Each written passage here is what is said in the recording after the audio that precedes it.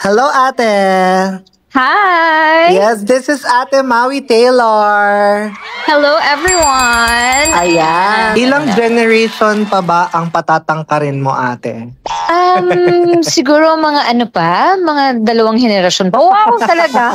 Dalawang henerasyon pa. Hindi, wala ka naman ding talagang kupas. Pinag-uusapan ba natin dito is pa-sexy on social media ba? Or Oo, kasi nagpo-post siya ng cleavage niya. Pero ang nakakatawa kasi, pinopost niya yan sa mga NSFW, yung mga not safe for work na mga groups. Since nagpo-post ka ng ganyan, ang advice ko dun sa nagko-complain na yan is you have to be prepared and you have to be aware. No? You have to be responsible then for your actions, 'di ba?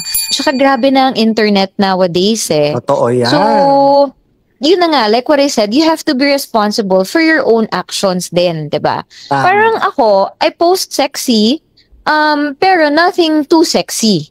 Nothing too revealing. Kasi alam ko na pag ginawa ko yun, meron talagang mambabasto sa akin. Plus at the same time, mapapansin mo yan, pag meron akong sinasagot on social media, ang ginagawa ko is, ang sagot ko sa kanila is either magpapatawa ako or magpapasweet ako. Ganun lang. Tama. Diba? Oo, hindi ako mapipikon kasi, syempre, wala akong right mapikon kasi pinost ko yan eh. So, responsibility ko yun. Diba? Correct.